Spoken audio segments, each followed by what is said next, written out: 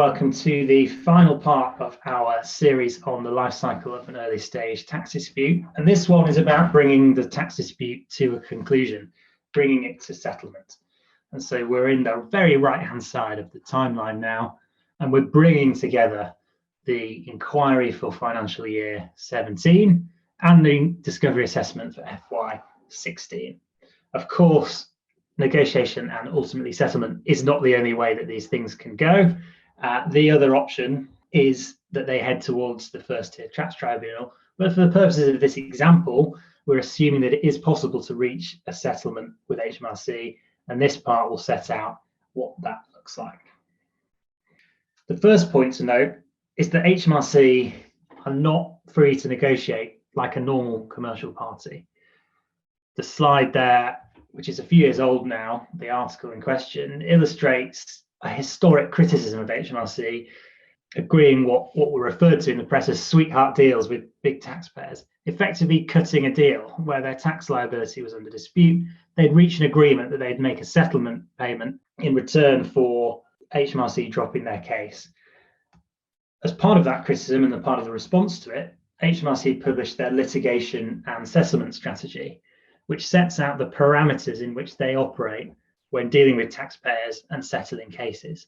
And as I said, they're not free to just negotiate as a normal commercial party, which might think, well, I'm confident I would win this case if I went to court, but equally, I'm not sure if I want to go to all that expense and trouble, and therefore I may settle for, let's say, 60% of what I think I'm owed in order to remove the hassle of litigation. HMRC can't do that. What they can do depends on the type of tax case in question. So for what HMRC call all or nothing cases, which is a case where effectively there's only two options, the tax is either due or it isn't, HMRC will concede if it thinks that it's unlikely to win. Otherwise, it will go to tribunal with the caveat that provided it is cost effective to do so. So there is some wiggle room for them there. What they will not do is split the difference. They will not say, well, we'll meet you halfway on this liability, which obviously is what two independent commercial parties may well do in the context of litigation. The other possible scenario is where there is a range of possible figures for the amount of tax which is due. And in this case, HMRC will not settle for less than it could reasonably be expected to obtain from the litigation. Now, clearly, there is more scope for discussion there about what that looks like and more subjectivity, but nevertheless, HMRC will have to make a determination about what it thinks it could obtain from litigation, and it cannot go lower than that amount as part of the settlement. HMRC also set out in the litigation assessment strategy other factors which they will consider. So they'll look at what they call the read across to other disputes. So matters where there is a technical point likely to be relevant to other disputes. HMRC will consider the impact of that before agreeing to any settlement, and clearly will not be looking to settle matters which could adversely impact them in other cases and with other taxpayers. They will also consider the likely impact of the settlement on customer behaviour generally. And importantly, they say they will not compromise their view of the law. So where HMRC has a clearly stated position in guidance or which has been set out in any other form of HMRC publications, they will not compromise that in settlement with a taxpayer.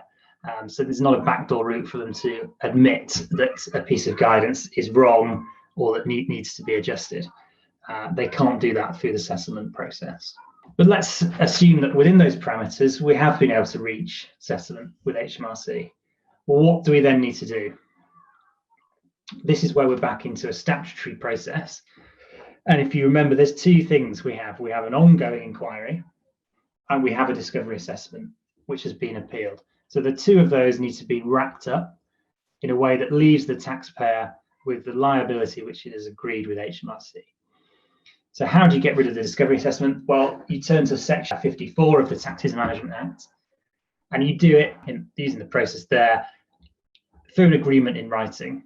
And once agreed between HMRC and the taxpayer, it has effect as if it were a tribunal decision, but with the built-in taxpayer protection of a 30-day cooling off period, effectively in the event that the taxpayer changes its mind. The process for shutting down the inquiry is set out in Schedule 18, Finance Act 1998.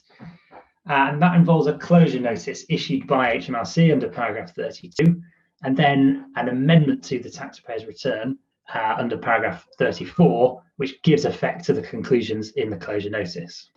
Now, that could obviously be an onerous and cumbersome process where there's several inquiries open, several discovery assessments in issue.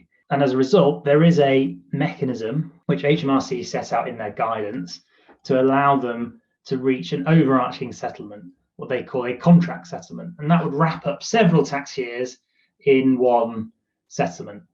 Under that agreement, HMRC will give up their right to proceed formally in exchange for the taxpayers' money representing the tax that they think that they are owed. So in that sense, this agreement will look very much like any other contractual settlement in relation to litigation. One party, HMRC, is giving up their rights. The other party, the taxpayer, is providing a settlement sum.